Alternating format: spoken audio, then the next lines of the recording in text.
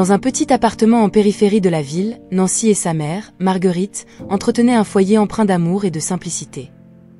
La décoration, bien que modeste, était soigneusement choisie pour créer une atmosphère chaleureuse, un refuge contre les vicissitudes du monde extérieur. Nancy, avec ses yeux remplis d'espoir et un cœur débordant de rêves, partageait avec Marguerite non seulement l'espace physique, mais un lien indéfectible forgé dans les difficultés et la complicité. « As-tu déjà pensé à rechercher mon père ?» demanda un soir Nancy, alors qu'elle aidait Marguerite à préparer le dîner. La cuisine, éclairée par une ampoule suspendue qui oscillait doucement, était le cadre de nombreuses conversations profondes. Marguerite, le regard lointain, soupira avant de répondre. Nancy, il y a des choses dans le passé qu'il vaut mieux laisser là où elles sont. L'important, c'est que nous soyons ensemble maintenant. Sa voix était douce mais chargée d'un poids, un écho d'histoires non racontées. Nancy observa sa mère, remarquant les fines lignes de souci sur son visage éclairé par la faible lumière. Elle savait que Marguerite avait ses raisons de garder le passé fermé à double tour, et bien que la curiosité la brûlât de l'intérieur, elle respectait ce silence. « Je voulais juste que tu saches que, quoi qu'il arrive, je suis là. Pour tout ce dont tu as besoin, dit Nancy, déposant un doux baiser sur le sommet de la tête de Marguerite. Marguerite sourit, un sourire qui n'atteignait pas ses yeux mais débordait de gratitude. « Je le sais, ma chérie. Et je ne pourrais pas demander une meilleure fille. Tu es ma lumière. » Le repas qu'elles préparaient ensemble, un simple ragoût réchauffant le corps et l'âme, était plus qu'un acte de nutrition. C'était un rituel qui les unissait, un moment de connexion et de compréhension mutuelle. Elle parlait de la journée de Nancy à l'école, de ses aspirations et de ses rêves, tandis que Marguerite partageait des conseils et des histoires de sa propre jeunesse, naviguant habilement autour du vide laissé par l'absence d'une figure paternelle. Au fur et à mesure que la nuit avançait, mère et fille se blottissaient dans le salon, entre rires et plans pour l'avenir. Marguerite enseignait à Nancy la valeur de la résilience, de la compassion et de la force intérieure, des valeurs qu'elle espérait voir guider Nancy à travers les défis de la vie. Et Nancy, avec sa présence jeune et vibrante, apportait un sentiment de but et de joie dans la vie de Marguerite, un rappel constant que, malgré les ombres du passé, elles avaient l'une l'autre. Au lever du soleil, baignant la ville de sa lumière dorée, Marguerite était déjà debout, se préparant pour un autre jour long et ardu. La routine commençait avant même que la plupart des gens ne songent à sortir du lit, avec Marguerite haranguant méticuleusement son uniforme de travail, à la fois un symbole de son dévouement et des adversités auxquelles elle faisait face quotidiennement pour subvenir à ses besoins et à ceux de sa fille, Nancy. La journée de Marguerite était une succession ininterrompue de tâches et d'engagements. Le matin, elle se consacrait au nettoyage des chambres dans un hôtel local, un travail physique et souvent épuisant, mais qu'elle accomplissait avec une efficacité et une attention aux détails qui lui valaient le respect de ses superviseurs et collègues. Cependant, le véritable test de sa résilience venait le soir, lorsque, après une brève pause pour dîner quelque chose de rapide et vérifier les devoirs de Nancy, Marguerite se rendait dans des maisons de familles aisées, où elle faisait le ménage jusqu'à tard dans la nuit. Toutes les nuits, en rentrant chez elle, les signes de fatigue se faisaient évidents dans sa démarche lente et ses épaules voûtées. Pourtant, en ouvrant la porte de l'appartement et en étant accueillie par l'étreinte chaleureuse de Nancy, Marguerite trouvait un nouveau souffle d'énergie. C'était pour cela qu'elle travaillait si dur, pour s'assurer que sa fille aurait les opportunités qu'elle-même n'avait jamais eues. Nancy, quant à elle, observait avec une admiration croissante et une inquiétude les sacrifices quotidiens de sa mère. La jeune fille faisait de son mieux pour alléger le fardeau sur les épaules de Marguerite, prenant des responsabilités supplémentaires à la maison et se consacrant à ses études avec diligence, espérant un jour pouvoir rendre tout l'effort de sa mère. « Tu travailles trop, maman » commenta un soir Nancy, tandis qu'elle aidait Marguerite à se détendre avec une tasse de thé après une longue journée de travail. Marguerite sourit, caressant affectueusement le visage de sa fille. « Tout en vaut la peine quand je vois à quel point tu grandis et deviens une personne incroyable. Je veux juste le meilleur pour toi, ma chérie. » Nancy prit les mains de sa mère entre les siennes, les yeux brillants de détermination. « Je te promets, maman, que je ferai tout ce qui est en mon pouvoir pour être le soutien dont tu as besoin. Tu ne devras pas te battre seule. » Alors que la fin de l'année scolaire approchait, l'excitation autour du bal de fin d'année imprégnait l'atmosphère scolaire. Des affiches colorées décoraient les couloirs et les groupes d'amis chuchotaient avec enthousiasme sur les plans et les préparatifs. Cependant, pour Nancy, la perspective du bal évoquait des sentiments mitigés. Tandis que ses camarades parlaient de robes et de limousines, elle était confrontée à la réalité de sa situation financière. Un après-midi, alors qu'elle feuilletait un magazine de mode, rêvant devant les robes éblouissantes sur les pages brillantes, Nancy soupira. Ce serait tellement bien d'aller au bal, murmura-t-elle, plus pour elle-même que pour Marguerite, qui préparait le dîner dans la cuisine adjacente. Marguerite, percevant la tristesse dans la voix de sa fille, s'approcha et s'assit à ses côtés. Nancy, commença-t-elle, prenant les mains de sa fille entre les siennes, je sais que nous avons été prudentes avec nos dépenses, mais le bal de fin d'année est un moment unique. Tu mérites de célébrer tes réussites. Nancy regarda sa mère, les yeux remplis d'inquiétude. Maman, je sais combien tu travailles dur. Je ne peux pas te demander de dépenser de l'argent pour une robe que je ne porterai qu'une seule fois. Pas quand il y a des choses plus importantes auxquelles nous devons penser. Marguerite sourit, un sourire qui portait avec lui un mélange de fierté et de tristesse. Nancy, ma chérie, tu penses toujours aux autres avant toi-même. Mais j'ai économisé, pour des moments spéciaux. Et je ne peux pas penser à un moment plus spécial que celui-ci. Avec ces mots, Marguerite révéla une boîte cachée sous le lit, sortant une robe éblouissante qui brillait doucement sous la lumière de la chambre. Nancy se couvrit la bouche de ses mains, surprise et émue.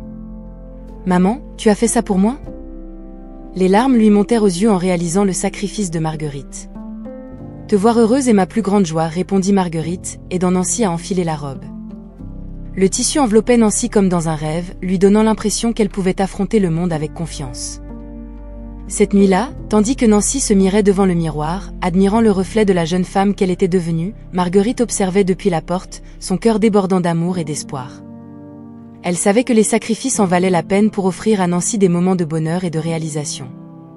Après que l'euphorie du bal de fin d'année se soit dissipée, Nancy se retrouva face à un carrefour qui définirait son avenir. L'université, un rêve pour beaucoup de ses camarades, semblait être un luxe lointain pour elle, qui portait en elle la réalité de sa situation familiale. Assise à la table de la cuisine, avec des dépliants d'universités étalés devant elle, Nancy prit une décision qui reflétait sa maturité et son engagement envers Marguerite. Elle ne poursuivrait pas ses études à l'université, plutôt, elle entrerait sur le marché du travail. Partageant sa décision pendant le petit déjeuner, Nancy trouva dans les yeux de Marguerite un mélange de fierté et de préoccupation. « Estás sûr, ma chérie ? Je ne veux pas que tu abandonnes tes rêves à cause de moi, » exprima Marguerite, sa voix empreinte d'émotion. « Tu es mon rêve, maman. Nous sommes une équipe, tu te souviens ? Et je veux faire ma part, » répondit Nancy, tenant fermement la main de Marguerite. Cette conversation renforça le lien indissoluble entre elles, un partenariat forgé non seulement dans l'amour, mais aussi dans la détermination à affronter ensemble les défis de la vie. Armée d'un curriculum vitae modeste mais plein d'espoir, Nancy entama sa quête d'emploi. Les réponses, cependant, furent moins encourageantes qu'elle ne l'espérait. Chaque entretien semblait être juste un rappel de ses limites, avec le manque d'expérience professionnelle étant un obstacle apparemment insurmontable. Les semaines se transformèrent en mois, et la détermination de Nancy fut mise à l'épreuve. Dans un monde idéal, elle aurait choisi un chemin qui nourrirait sa passion et sa curiosité intellectuelle, mais la réalité exigeait du pragmatisme. Chaque énon qu'elle recevait, bien que décourageant, ne servait qu'à renforcer sa résolution. C'est lors d'une après-midi particulièrement décourageante, après un autre refus, que Nancy tomba sur une annonce qui attira son attention. Une entreprise locale était à la recherche d'une femme de ménage, un poste qui, bien qu'éloigné de tout ce qu'elle avait imaginé pour elle-même, offrait une opportunité de commencer.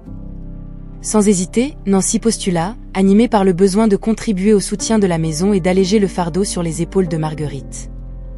L'entretien fut rapidement fixé, et Nancy se prépara avec la même sérieux qu'elle consacrerait à n'importe quel examen académique.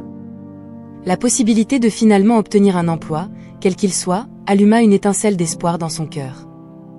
Le choix d'entrer sur le marché du travail, malgré les obstacles et les défis, illustre son engagement inébranlable envers sa mère et leur avenir ensemble. Nancy, faisant face à chaque refus avec une détermination croissante, commence à tracer un chemin qui, bien qu'empli d'incertitudes, est guidé par la force de son caractère et l'amour inconditionnel qu'elle partage avec Marguerite. La recherche inlassable de Nancy pour un emploi a finalement porté ses fruits lorsqu'elle a reçu un appel d'une entreprise locale, la Leclerc Corporation, lui annonçant qu'elle avait été sélectionnée pour le poste de femme de ménage. Bien que ce ne fût pas le travail de ses rêves, cela représentait un pas crucial vers l'indépendance financière et le soulagement de la charge sur Marguerite. Avec un mélange de soulagement et d'anxiété, Nancy se prépara pour cette nouvelle étape de sa vie, déterminée à affronter tous les défis qui se présenteraient. Son premier jour à la Leclerc Corporation fut une introduction brutale à l'environnement de travail et à la figure complexe de Henri Leclerc, le propriétaire de l'entreprise. Henri, un homme d'âge moyen avec une présence intimidante, portait une aura d'amertume et de solitude qui semblait imprégner les couloirs de l'entreprise. Les employés se déplaçaient en silence, leurs interactions marquées par une prudence qui suggérait une profonde familiarité avec le tempérament volatile de leur patron. Nancy, avec sa nature observatrice, remarqua rapidement la tension qui imprégnait l'atmosphère. Les conversations cessaient lorsqu'Henri passait, et des regards anxieux étaient échangés entre les employés, comme si tous étaient constamment au bord d'un précipice invisible. Malgré cela, elle s'efforça de rester concentrée sur ses responsabilités, nettoyant et organisant avec une efficacité qu'elle espérait passer inaperçue aux yeux critiques de Henri. Pourtant, il était impossible d'ignorer complètement la présence de Henri. À un moment donné, tandis que Nancy nettoyait un couloir silencieux, elle l'entendit discuter au téléphone dans son bureau, sa voix chargée de frustration et de mépris. « Je me moque des excuses. Je demande des résultats. » La voix de Henri résonna dans le couloir, faisant frissonner involontairement Nancy. L'intensité de l'émotion dans sa voix révélait un homme habitué à se battre, que ce soit contre des adversités externes ou des démons internes. Au cours des jours suivants, Nancy apprit à naviguer dans l'équilibre délicat de rester utile, mais invisible. Elle remarqua que Henri reconnaissait rarement la présence des employés, à moins qu'il n'y ait une raison de réprimande. Cependant, lors d'une brève rencontre, leurs regards se croisèrent. Nancy vit, pendant un bref instant, quelque chose qui ressemblait à de la douleur et du regret dans les yeux de Henri, avant qu'il ne détourne le regard et ne continue son chemin. Alors que Nancy s'adaptait à sa nouvelle routine à la Leclerc Corporation, un défi inattendu surgit, mettant à l'épreuve sa résilience et sa détermination.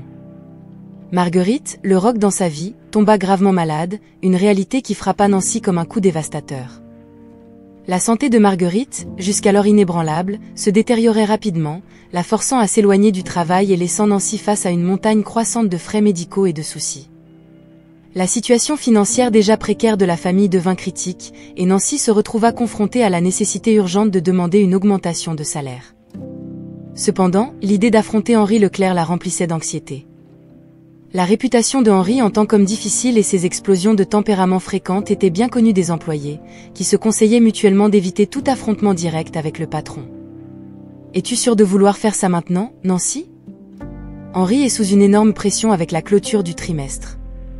Ce n'est peut-être pas le meilleur moment, avertit une collègue plus expérimentée, son expression préoccupée reflétant le consensus général parmi les employés.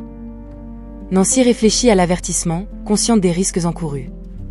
Cependant, la vision de Marguerite, de plus en plus fragile chaque jour, renforçait sa détermination. « Je n'ai pas le choix, répondit Nancy, la voix ferme malgré la peur qu'elle ressentait. Ma mère a besoin de moi. Je dois essayer. » Armée de rien d'autre que de son courage et de la nécessité désespérée d'aider sa mère, Nancy se prépara à aborder Henri. Elle répéta ces mots soigneusement, cherchant la manière la plus respectueuse et directe d'exprimer sa situation, espérant que, d'une manière ou d'une autre, elle puisse appeler à un côté plus compréhensif d'Henri, s'il en existait un. Le moment de vérité arriva un matin gris, quand Nancy, après avoir rassemblé tout son courage, frappa à la porte du bureau d'Henri. Entrée, la voix de Henri résonna, chargée d'impatience. Nancy prit une grande inspiration et entra, trouvant Henri derrière son bureau, entouré de piles de documents et avec une expression qui ne présageait rien de bon. « Monsieur Leclerc, yeah. Je voudrais parler de la possibilité d'une augmentation de salaire, commença Nancy, sa voix plus ferme que ce qu'elle se sentait. La réaction immédiate d'Henri fut un regard acéré, son expression se durcissant alors qu'il l'évaluait, comme s'il mesurait l'audace de la jeune femme de ménage devant lui. La décision de Nancy de confronter Henri Leclerc à propos d'une augmentation de salaire ne venait pas d'un élan momentané, mais d'un besoin pressant. Les semaines avaient passé depuis que Marguerite avait été frappée par une grave maladie, transformant la situation financière déjà tendue de la famille en une crise imminente. Les dépenses médicales s'accumulaient, et l'angoisse de voir sa mère souffrir ajoutait un poids émotionnel à la lourde charge que portait Nancy. Malgré les conseils prudents de ses collègues, qui connaissaient bien la réputation d'Henri pour son intransigeance et son tempérament volatile, Nancy savait qu'elle n'avait pas d'autre choix que d'affronter le redouté propriétaire des corporations Leclerc. Armée de rien d'autre que de sa détermination et de l'urgence de sa situation, elle se prépara pour la réunion, répétant ses arguments devant le miroir, cherchant le bon mélange de fermeté et de respect. Le jour était anormalement étouffant, ce qui ne faisait qu'ajouter à la tension que Nancy ressentait en marchant vers le bureau d'Henri. Arrivée à la porte, elle prit une profonde inspiration, essayant de calmer le rythme précipité de son cœur, avant de frapper et d'entrer, sans attendre de réponse. Henri était assis derrière son bureau, entouré de piles de papier et le regard fixé sur l'ordinateur. Il leva les yeux brusquement, clairement irrité d'avoir été interrompu. « Qu'est-ce que vous voulez ?» Sa voix était glaciale, l'impatience évidente. Nancy avala sa salive, mais garda son aplomb. « Monsieur Leclerc, je travaille ici depuis quelques mois, et commença-t-elle, sa voix plus ferme que ce à quoi elle s'attendait. Je sais qui vous êtes. » Allez droit au but, l'interrompit Henri, clairement désintéressé des préliminaires. Reprenant son souffle une fois de plus, Nancy continua, « Je voudrais discuter de la possibilité d'une augmentation de salaire.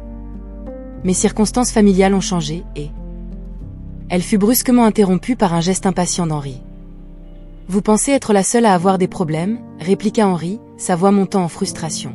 « Vous savez combien de défis cette entreprise doit relever ? Tout le monde ici fait face à ses propres difficultés. » Nancy a vite compris que la situation se détériorait rapidement, mais l'image de sa mère malade à la maison lui donna le courage de persister. « Je comprends, monsieur, mais j'ai vraiment besoin de cette augmentation. Ma mère est très malade et... » Elle essaya de garder sa voix stable, malgré l'émotion qui menaçait de la submerger. Henri regarda Nancy, ses yeux lançant des éclairs mêlés de colère, étonnamment, d'un soupçon de compréhension réticente.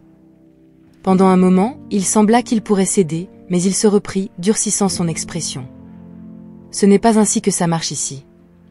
Si vous n'êtes pas satisfaite de votre salaire, la porte est ouverte. » Nancy sortit du bureau d'Henri, ressentant un mélange de déception et de détermination. Elle n'avait pas obtenu l'augmentation, mais l'expérience l'avait renforcée d'une manière qu'elle n'avait pas prévue. Le rejet d'Henri n'avait pas entamé sa résolution, au contraire, il avait ravivé sa détermination à trouver une solution aux problèmes de sa famille, peu importe à quel point le chemin à parcourir pouvait être difficile. Après la rencontre initiale frustrante avec Henri, Nancy se retrouva dans une impasse. La situation de Marguerite ne montrait aucun signe d'amélioration, et la pression financière sur elle augmentait chaque jour. Nancy savait qu'elle avait besoin d'une solution radicale, quelque chose qui changerait complètement la dynamique de sa relation avec Henri Leclerc. Armée d'un secret qu'elle avait gardé jusqu'alors uniquement pour elle et sa mère, elle décida de confronter Henri une fois de plus. Il était tard dans la nuit, et la plupart des employés avaient déjà quitté l'entreprise. Henri, comme d'habitude, était dans son bureau, un verre de whisky à la main, noyant ses frustrations dans l'alcool. Nancy frappa légèrement à la porte avant d'entrer, trouvant Henri dans un état visiblement éméché, les documents dispersés sur son bureau n'attirant que vaguement son attention. « Monsieur Leclerc, je dois vous parler. » C'est important, dit Nancy, sa voix ferme, bien que son cœur battait la chamade. Henri la regarda, clairement irrité d'être à nouveau dérangé. « Que voulez-vous maintenant ? N'ai-je pas été clair qu'il n'y a pas d'argent pour les augmentations ?» Nancy prit une grande inspiration, rassemblant tout son courage. « Ce n'est pas à propos de l'augmentation, monsieur. C'est quelque chose de personnel. » La curiosité remplaça momentanément l'irritation sur le visage de Henri. « Personnel ? Qu'est-ce qu'une femme de ménage aurait de si personnel à discuter avec moi ? C'était maintenant ou jamais. C'est à propos de ma mère, Marguerite.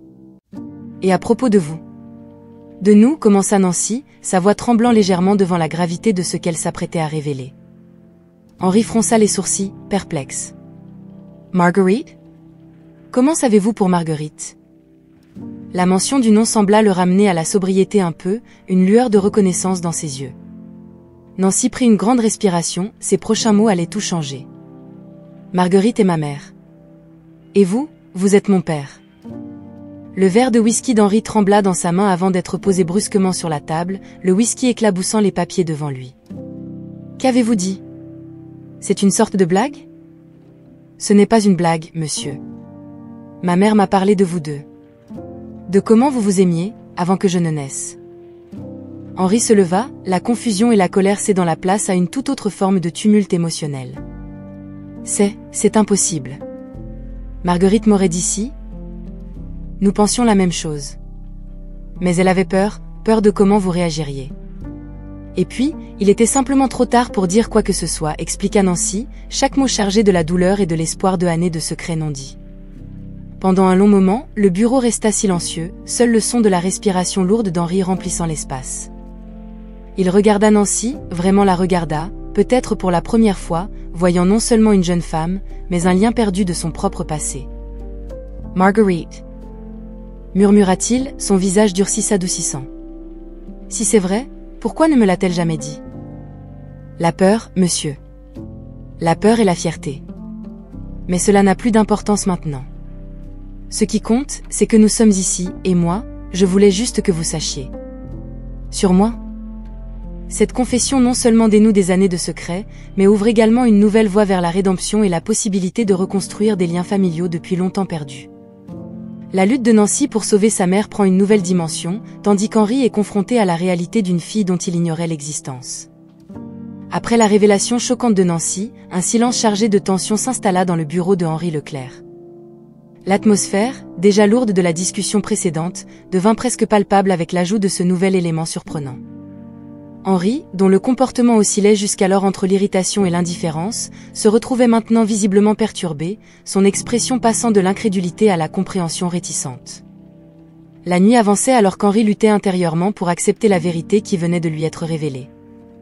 L'alcool, qu'il avait consommé dans l'espoir de noyer ses frustrations avant cette interruption inattendue, ne servait désormais qu'à obscurcir davantage ses pensées. Cependant, il y avait quelque chose dans la sincérité de Nancy, dans la fermeté avec laquelle elle se présentait et dans la douleur évidente dans ses yeux, qui perçait la brume de son ivresse et touchait quelque chose de profondément enfoui en lui.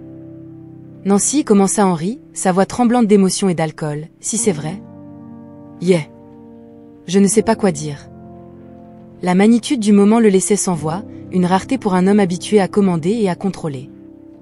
Nancy, toujours debout devant Henri, se permit de ressentir une pointe d'espoir face au changement de ton de son père.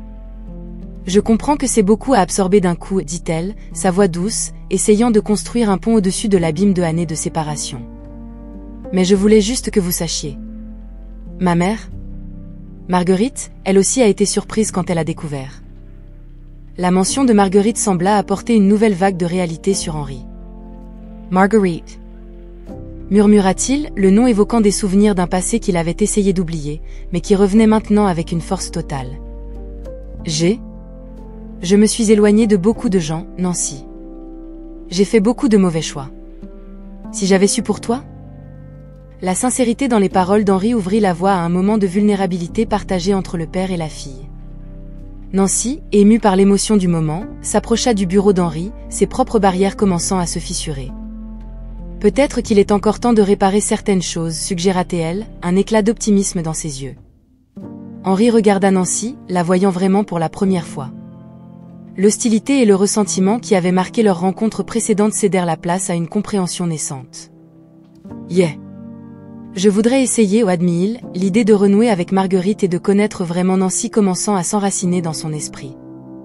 J'ai commis beaucoup d'erreurs, Nancy. Mais si vous deux êtes prêtes à me donner une chance, j'aimerais faire partie de votre vie. De vos vies. La détermination de Nancy à révéler la vérité ne déclencha pas seulement un processus d'auto-examen chez Henri, mais posa également les bases d'une nouvelle dynamique familiale, marquée par l'espoir de réconciliation et la promesse d'un avenir partagé. Armé d'une détermination récemment découverte et du poids de années de regrets, Henri Leclerc se dirigea vers le modeste appartement où résidaient Marguerite et Nancy. Chaque pas vers la porte était accompagné d'un mélange d'anxiété et d'espoir, des sentiments auxquels Henri n'était pas habitué à être confronté si ouvertement. Dans sa main, un bouquet de fleurs symbolisait un geste de paix, une offre qu'il espérait servir de pont vers l'abîme créé par le temps et les décisions passées. En arrivant à la porte, Henri hésita, la réalité de ce qu'il s'apprêtait à faire le frappant de plein fouet.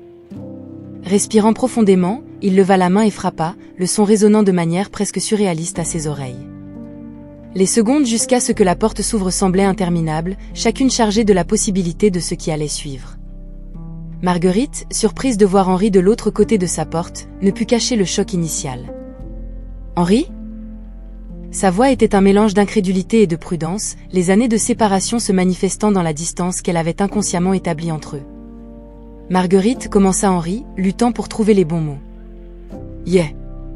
Je sais que je n'ai pas le droit de simplement me présenter après tout ce temps, mais je devais te voir. Nous devons parler. » Les mots, bien qu'essayés, sortirent maladroits, chargés d'émotion. Après un moment d'hésitation, Marguerite recula, faisant place à Henri pour entrer. L'intérieur de l'appartement était simple, mais accueillant, un reflet de la vie que Marguerite avait construite avec Nancy. S'asseyant face à face, le poids des années de séparation pesait entre eux, un silence inconfortable remplissant l'espace. C'est Henri qui brisa le silence. Marguerite, je suis venue ici aujourd'hui parce que j'ai découvert quelque chose qui a tout changé.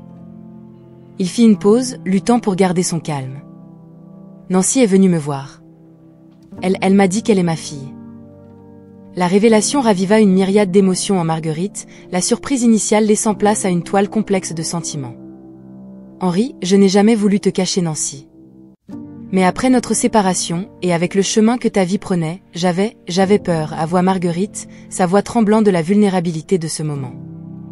Entendant les paroles de Marguerite, Henri ressentit une vague de regret pour toutes les opportunités manquées. Je comprends, et je ne peux pas te blâmer. Je n'étais pas la personne que je voulais être, encore moins ce que vous deux méritiez. Henri prit les mains de Marguerite entre les siennes, un geste de supplication pour le pardon. Mais je veux essayer d'être meilleur. Pour toi, pour Nancy. Je veux faire partie de sa vie, de vos vies, si vous me le permettez. Le retrouvaille entre Henri et Marguerite, bien que chargé d'émotions complexes et d'années de séparation, ont ouvert la porte à une réconciliation émouvante. Partageant leurs sentiments et leurs regrets, tous deux ont commencé à naviguer dans le délicat processus de reconstruction des liens, guidés par l'espoir d'un avenir où ils pourraient être une famille, pas seulement en nom, mais en esprit et en acte. Alors que le passé commence à se tisser à nouveau dans le présent, Henri, Marguerite et Nancy se sont lancés dans un voyage de redécouverte et de guérison. La révélation et les événements qui ont suivi ont agi comme un catalyseur, apportant une nouvelle dynamique à la famille qui, jusqu'alors, existait séparément dans ses propres bulles de réalité. Maintenant, ensemble, ils ont commencé à explorer le sens d'être une famille unie, chacun avec ses propres peurs et espoirs, mais partageant un désir commun de renforcer leurs liens. Henri, animé par un profond désir de rattraper le temps perdu, a fait des efforts conscients pour être présent dans la vie de Nancy et de Marguerite. Il a appris à apprécier les petits moments, comme les repas partagés autour de la table de cuisine de Marguerite, où des conversations simples se sont transformées en pont vers une compréhension plus profonde. Ces moments, autrefois considérés comme triviaux par Henri, étaient maintenant des trésors, des symboles tangibles de sa nouvelle vie avec Marguerite et Nancy. Marguerite, de son côté, s'est retrouvée à redécouvrir Henri, l'homme avec qui elle avait partagé tant d'espoir et de rêves dans le passé. Le ressentiment et la douleur qui avaient marqué leurs années de séparation ont commencé à faire place à un sentiment renouvelé de camaraderie et d'amour. Elle a vu les changements chez Henri, non seulement en tant que père, mais en tant qu'homme qu'elle avait autrefois profondément aimé. Ensemble, ils ont commencé à reconstruire une relation qui, bien que marquée par le temps, possédait encore l'essence de leur connexion originale. Nancy observait la transformation de sa famille avec un cœur rempli de joie. Voir son père s'efforcer de faire partie de leur vie, non seulement avec des mots, mais avec des actes, la comblait d'un sentiment d'accomplissement qu'elle ne savait pas qu'il lui manquait. La jeune fille, qui avait autrefois porté le poids de la responsabilité seule, trouvait maintenant sa force dans l'union de sa famille. Elle se délectait des rires partagés, des regards échangés entre ses parents, et du sentiment croissant que, peu importe ce que l'avenir réservait, ils le traverseraient ensemble, en tant que famille unie. Alors que de nouveaux souvenirs sont créés, chacun sert de rappel que, bien que le passé ne puisse être modifié, l'avenir est encore ouvert à la redéfinition.